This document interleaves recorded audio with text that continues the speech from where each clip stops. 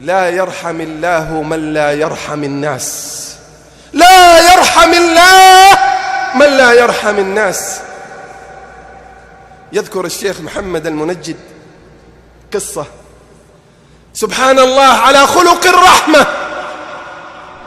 امرأة في فرنسا قابعة في بلد الكفر والإباحية والانحلال، عمرها 93 عاما.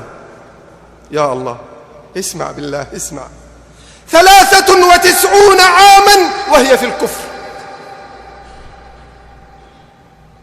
وعندما تأتي إلى بيتها تصعد أو تنزل متعبة، 93 سنة، وبجوارها رجل مسلم فيتعهدها كل يوم، وهي طالعة يحمل معاها، وهي نازلة يحمل معاها.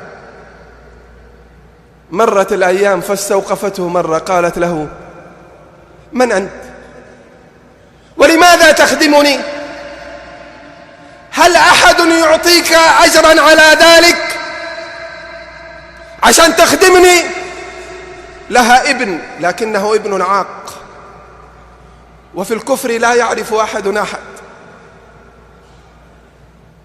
فظنت أن ابنها ربما يكون استأجر واحد ويخدمها، هو ما يقدر يخدمها، فربما استأجر أحد يقوم بخدمتها، كما يفعل بعض الناس اليوم، يجيب سواق ويجيب خادم لأبوه أو خادمة لأمه. قالت: هل هناك أحد أمرك أن تخدمني ويعطيك على ذلك أجرا؟ قال: نعم. قال: فسكتت. ومرت الأيام لا يزال يتعهدها، فقالت له يوما: من هذا الذي يأمرك أن تخدمني ويعطيك على ذلك أجرا؟ فقال: الله.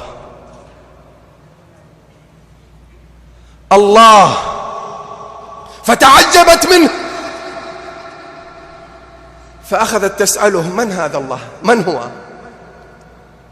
فعرفها وفهمها، فقالت: خذ بيدي فإني أريد أن أدخل في الإسلام.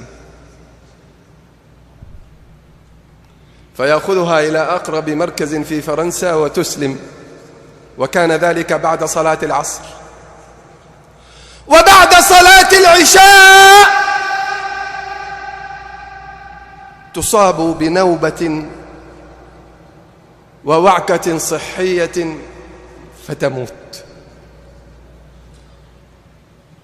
شوف الرحمة، الرحمة، فتموت. فجاء ابنها، هم يريدون أن يدفنوها في مقابر المسلمين مع المسلمين.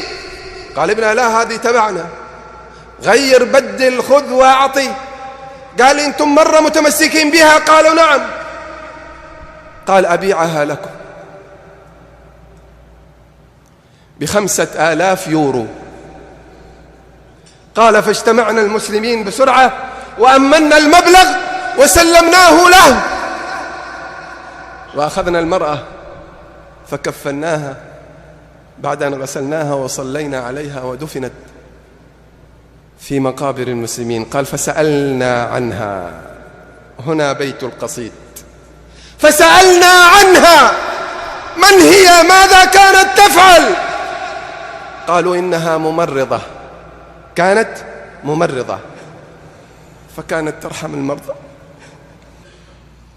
كانت ترحم المرضى من الكفرة، كانت ترحم الناس. فجاء بها الله بعد 90 عاما في الكفر ليصلي عليها المسلمون ولتدفن في مقابر المسلمين وتموت على الإسلام. الرحمة، الرحمة يا عباد الله، الرحمة للحيوان، للفقراء، للمساكين، للكفرة، للمشركين، لمن يستحق ذلك. إنه خلق الرحمة الذي قال فيه النبي صلى الله عليه وسلم: لا تنزع الرحمة إلا من شاء. فبما رحمة من الله لنت لهم ولو كنت فظا غليظ القلب لانفضوا من حولك فاعف عنهم واستغفر لهم وشاورهم في الأمر فإذا عزمت فتوكل على الله إن الله يحب المتوكلين.